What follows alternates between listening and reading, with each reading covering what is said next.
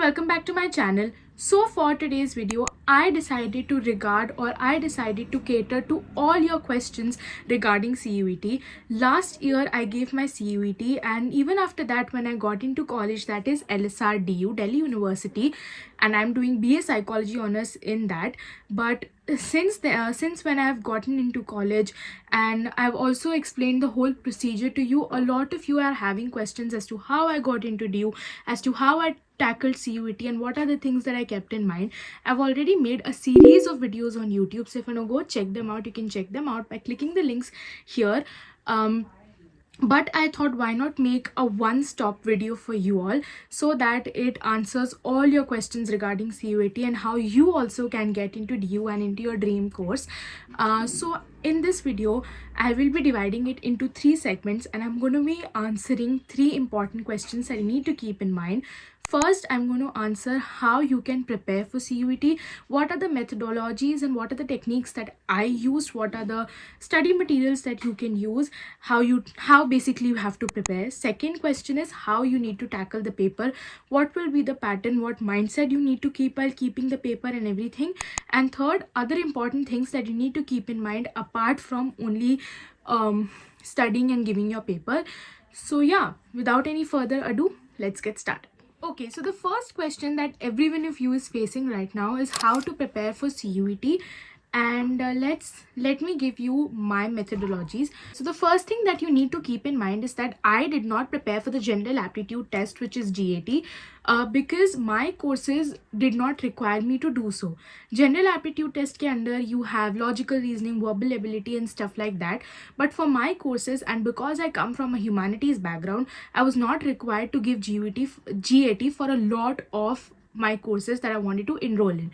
So make sure before deciding if you want to give GAT, if you don't want to give GAT, make sure that you check the DU's bulletin of information and see what all requirements are needed for your courses and what all requirements are needed for your specific colleges, so that you have a clear mindset as to what you need to prepare and what not. But a lot of people in my batch also decided to give the GAT to keep a backup option, because GAT opens a lot of gates for you. It opens gates for different universities also, and because you are giving the general aptitude test, you can enroll in almost any course that you want.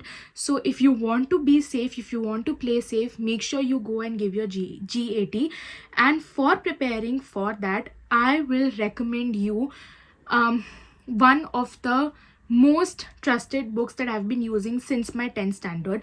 I used Oswal books in my 10th standard boards, in my 12th standard boards, and also used Oswal books in my CUET preparations. Everything that I did from the outside was from Oswal books. It helped me shape my mindset into what kind of questions I could face, into what kind of pattern I could get in my papers. And Oswal books basically makes everything so easy. It is designed strictly as per the NTA syllabus or the CUET UG syllabus, so you need not worry about the syllabus. If you open the book, you will get the syllabus written on it, and it is the best way instead of going again on the internet and surfing it. It has latest 2022 solved papers with detailed explanations. Even if you stumble at any point, you can always go back and revise your mistakes and correct them so that you don't make them in your actual paper. Also has chapter wise crisp revision notes and mind maps, and trust me, these mind maps are literally lifesavers, because at the end you do not have a lot of time, because it's a competitive exam. You have a vast syllabus to cover. You cannot sit down and revise each and every point that you want to. So revising through these mind maps is very easy, because they provide a very crisp and legit explanation that you can go through at the end moment and revise everything in your mind real quick. It also gives you valuable insights like tips, tricks and shortcuts as to how you can tackle the paper, how you need to answer the questions, and how you can answer them correctly. If you open the book, on the first page you will see a QR code, and if you scan this QR code, you can get online courses worth rupees 299 free only with this book. This book, trust me, will make you 100% exam ready, and you can crack CUET in your first go. I can never even think of going back and shifting to any other book instead of Oswald books for my 10th boards, 12th boards, and even my CUET preparations. Even for the domain preparations, I use them, and for general aptitude test also, this is the one-stop book that you need. It is the perfect study material. It is because it is a complete one and all package. If you want to buy these books, you can buy them by clicking the links in the description box below. So make sure you go buy your Oswald books today and start your preparation.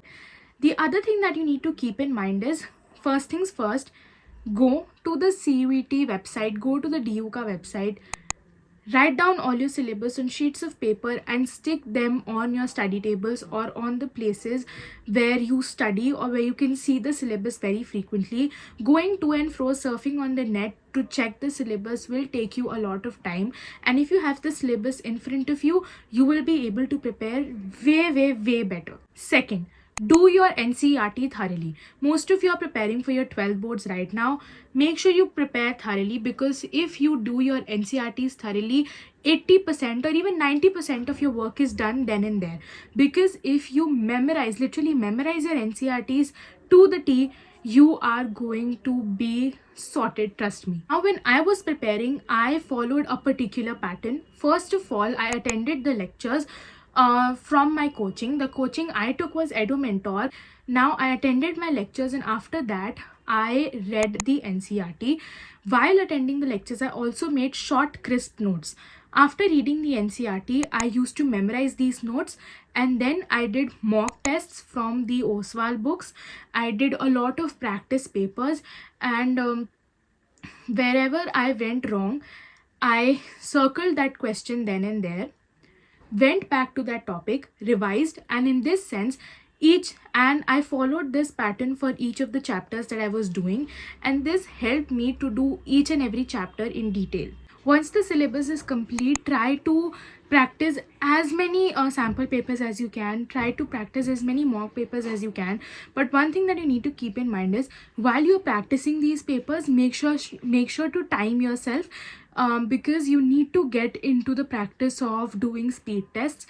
That is when a timer is ticking and you need to complete a certain number of questions in that particular time frame. Because if you think that you will go on the exam day and you'll be able to tackle this, no, you are underestimating this problem. It's a huge problem. So make sure you start preparing yourself since day one, and you practice as many papers as you can with your timers on. Moving on to English. Now English also, I gave my paper in English also. So if you're doing English honors, you're supposed to give 2 papers, but if you're doing any other course, there's a basic English paper that comes for you to solve, and it's very basic. You need not worry about that a lot. You need to keep 3 things in mind while you're preparing for it. First of all, keep your basic grammar very strong. Go back to your roots, go back to 2nd, 3rd, 4th, 5th standard key grammar, and start revising it again and again. Make your grammar base very strong. Second, keep on practicing your vocabulary. Basic words that you can use, synonyms, antonyms, meanings. Make sure you keep on checking for your vocabulary. Keep on practicing as much as you can. And third, the key to memorizing both of these things is to practice a lot of essays, practice a lot of comprehensions to learn how to manage your time, because comprehensions take the most time. Practice your vocabulary, practice your grammar. Again, you have practice papers available.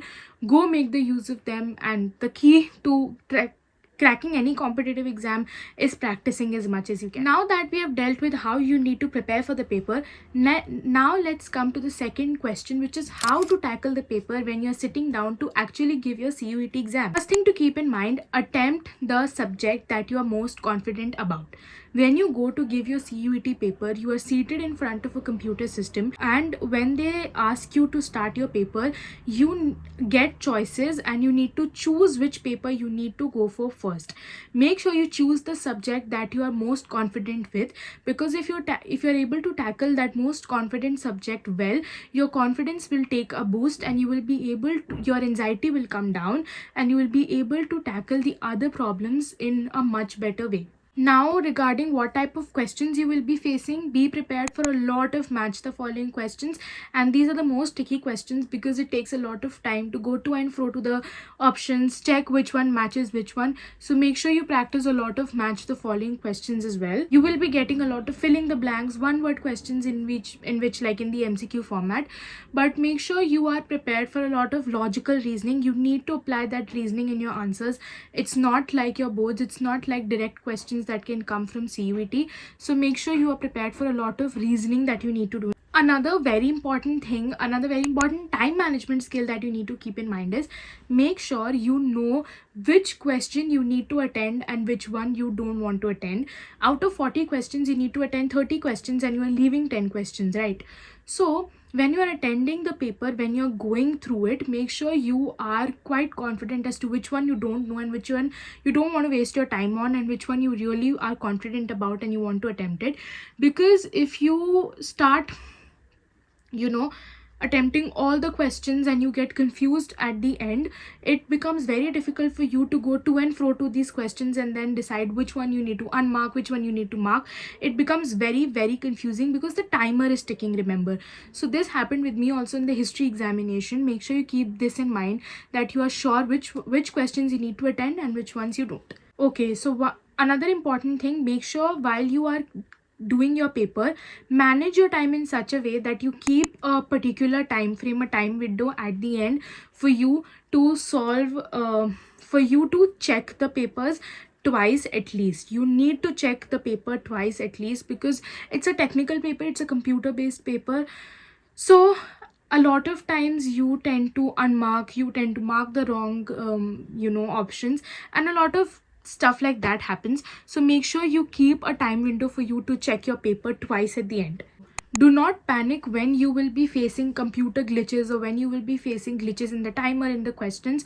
Make sure to be very, very confident and feel free. Don't feel embarrassed to ask your invigilators about your doubts. Even if you have silly doubts, don't shy away in asking your invigilators. If you're panicking a little, do not shy away. They are there to help you, and everyone is sailing in the same boat. Everyone is having their doubts. So if you voice your opinion, it could also happen that a lot of other children also get to clear their doubts as well. Once you're done with the first paper that you wanted to attempt, the first subject, make sure to keep a good 4 to 5 minutes rest pause between you attending the first paper and the second paper. Rest in that period, 4 to 5 minutes period. Close your eyes, stretch your hands, drink some water, clear your mindset, and then zone in and zone out, and then get ready for the next paper. This is very, very important because you are tackling a lot of subjects in one day. It really happens that you will get mind fog. So in order to avoid that, make sure you keep a good rest pause between both of your papers. While attempting the questions, if you are confused about your questions, about the information that is being presented in the questions, do not sit and think. Do not try to use your brain a lot. Just use your pencil and paper, because when you start writing on pencil and paper about your possible answers, you tend to clear your mind very quickly in comparison to when you sit and think, and this might get you responses quicker than when you will be sitting and thinking about the answer. So make sure you use your pencil and papers to find out your answers. Okay, so now we have dealt with 2 important questions. Now are certain other important things that you need to keep in mind apart from your paper. First things first, applications for CUET. I'm not sure if the applications are already out. If they're out, take your time out and fill them with patience. Make sure you double check all of the information that you are filling. Make sure to be very, very patient while you're filling that form. If you have not filled it yet, if you have filled it, completely fine. Make sure to keep on going to the CUET website for checking all the updates. Make sure to check your mails very, very regularly. Make sure to join certain Telegram channels, because these Telegram channels put all the updates that keep coming time to time, and these have helped me a lot. So Telegram channels save you a lot of time. I think I joined CUET preparation by Dream University. This is a Telegram channel that you can also join if they permit. I don't know how I joined it. I still don't remember, but they keep putting in important updates, important live sessions that they are conducting. So make sure you do that. Another important thing, focus on your boards first, and then you will get a time span, a time window for you to prepare for CUET. And when you start preparing for CUET, if it is possible, if it is available near your homes, make sure you join libraries if you can, obviously, or if you're comfortable in sitting at home and studying, that's great, but library puts you in a different mindset and your productivity boosts 5 times more. I joined the library, if you remember my CUT vlogs from that time, and it really helped me a lot to cover a huge amount of syllabus in the span of 1.5 months. And to be very honest, if I had not joined the library, I don't think and I doubt that I would have completed my syllabus. So joining a library is a great advice. You can go take a trial, check for yourself if it suits you or not, and if you can, go join it. Before you're going for your CUET exam, make sure that you are well fed, because there is a lot of waiting involved, there is a lot of running around involved. So make sure you're also prepared for a lot of waiting time, and make sure you are very well fed. Carry some short, small snacks, small filling snacks that you can have on the way or while you are waiting. Make sure to keep your food and water intake right. Carry your umbrellas if your exams are in the rainy season. If you remember this video, I've explained what happened with me. If you want to go check it out, if you want to know what happened, and it was horrible. So I don't want you to face that same problem, and hence carry your umbrellas if your exams are happening in the rainy season. Also try to revise twice before your exam, one in the night time and one in the morning or in the afternoon when your exam is taking place, because when you go there at the center, you will not get time to revise. So don't think you will go at the center and revise. No, because a lot of waiting is involved, because a lot of location hunting is involved, a lot of running around is involved, your mind gets diverted into a lot of places and you tend to zone out from your study mindset.